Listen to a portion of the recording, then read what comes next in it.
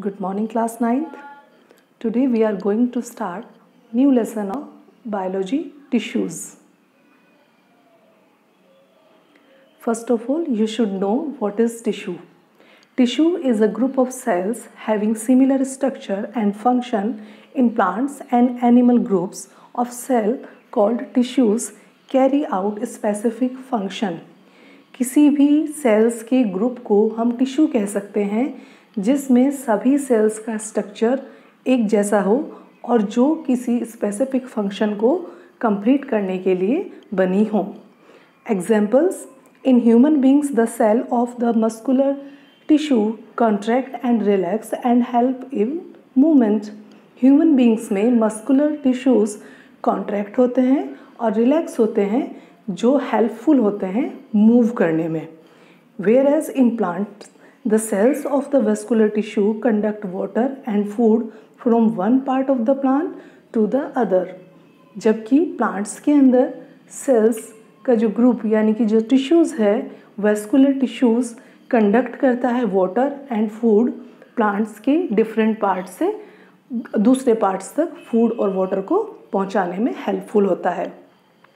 Here is the types of muscles: smooth muscle, skeletal muscle and cardiac muscles.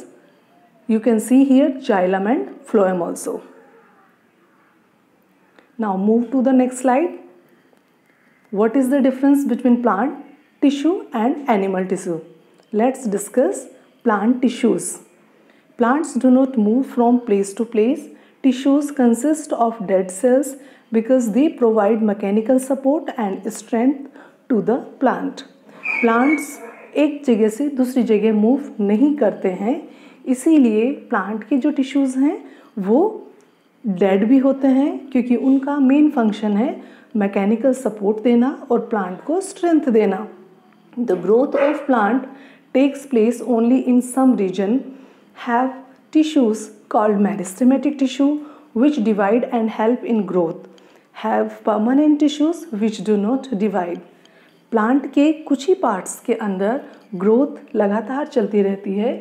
जिस हिस्से में growth चलती है वहाँ पर मेरिस्टेमेटिक टिश्यू होता है और जिस हिस्से में डिवीज़न स्टॉप हो जाता है वहाँ पर परमानेंट टिश्यू प्रेजेंट होता है. Now animal tissues. Animal move from place to place and need more energy than plants.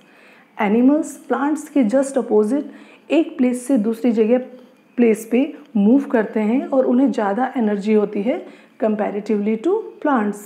Cells and tissues in animals are living cells. सभी सेल्स और टिश्यूज़ एनिमल्स में लिविंग सेल्स के बने होते हैं. The growth of animal is more uniform. Animals की growth ज़्यादा uniform होती है. They do not have separate dividing and non dividing cells. Plants की तरह एनिमल्स में सेपरेशन नहीं होता, डिवीज़न सेपरेशन नहीं होता है. Similar cells come together to form tissues which is turn form organs which perform specific function. Cells अलग same तरह की सेल्स मिलकर टिश्यू बनाती हैं. टिश्यू ऑर्गन्स बनाते हैं, ऑर्गन सिस्टम बनाते हैं जिससे कि किसी स्पेसिफिक फंक्शन को पूरा किया जाता है.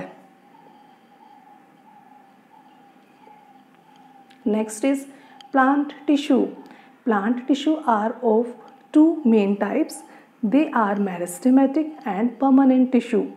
Plant tissue main two types का होता है. एक meristematic tissue and another one is permanent tissue. Meristematic tissue are of three types. Meristematic tissue again three types का हो जाता है. They are apical meristematic tissue, intercalary meristematic tissue and lateral meristematic tissue. Second one is permanent tissue are of two types. They are simple permanent tissue and complex permanent tissue. Simple permanent tissue are of three types. They are parenchyma, collenchyma and scalenchyma. Permanent tissue are of two types. They are xylem and phloem. You can understand this with the help of this chart. Plant tissue, it is divided into two parts: meristematic tissue and permanent tissue. Meristematic tissue again divided into three parts. First one is apical meristematic tissue, intercalary meristematic tissue, and lateral meristematic tissue. Permanent tissue is divided into two parts, simple permanent tissue and second one is complex permanent tissue. Whereas simple permanent tissue is again divided into three parts, parenchyma, collenchyma and sclerenchyma. Complex permanent tissue is divided into two parts, xylem and phloem.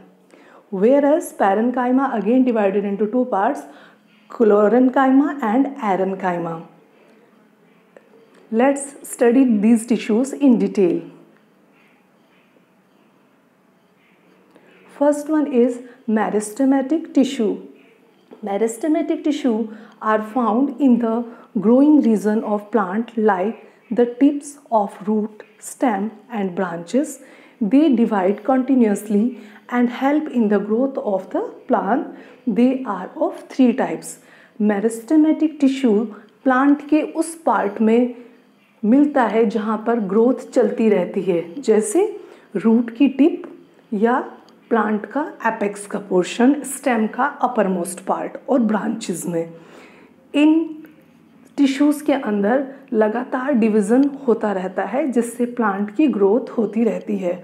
ये three types का बताया है मैंने आपको।